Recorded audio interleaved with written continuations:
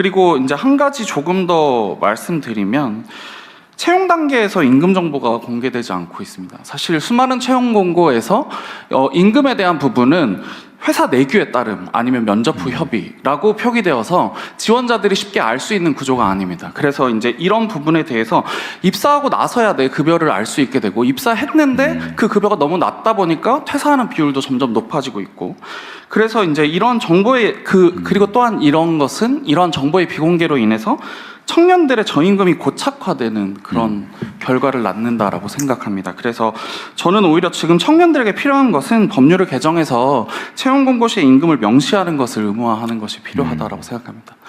저는 이번 정부에서 첫 발을 뗀 사회적 대화가 대기업 정규직과 대기업 사용자 중심의 논의에서 좀 벗어나서 실제 청년들이 처한 사업장의 현실을 중심에 놓는 그런 사회적 대화가 되었으면 좋겠습니다.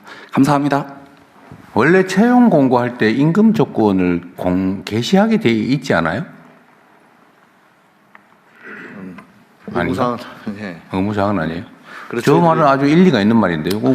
공개를 해야 좀 체면도 좀 최저임금만 주겠다 이렇게 하면 실제 채용해놓고 최저임금 주고 이러는 건 좀 그런데. 공개할 때 보통 연봉 얼마 정도 수준, 세전 세후 이 정도로 나가지 명확한 임금. 예를 들면 똑같이 이렇게 할 수는 없고 예를 들면 전후 상하 뭐 10%를 벗어나지 않는 평균적인 그 정도는 뭐 하든지 이렇게 하는 건 필요할 것 같네. 네, 방금 말씀하신 거에 가장 중요한 것은 저희들이 대통령께서 계속 강조하시는 비슷한 일하고 차별받지 않아야 되는데 그게 동일 가치 노동 동일 임금인데요. 유럽 같은 경우에는 예를 들어서 내가 자동차 정비를 한다.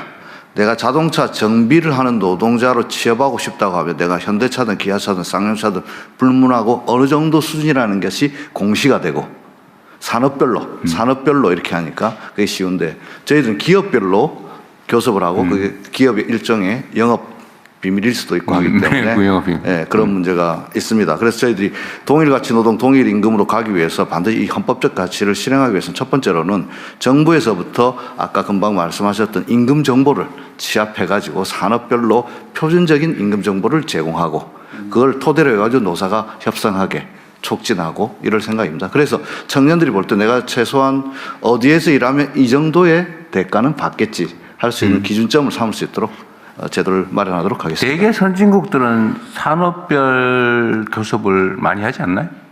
국제 기준은 산업별 교섭입니다. 실제는 어때요?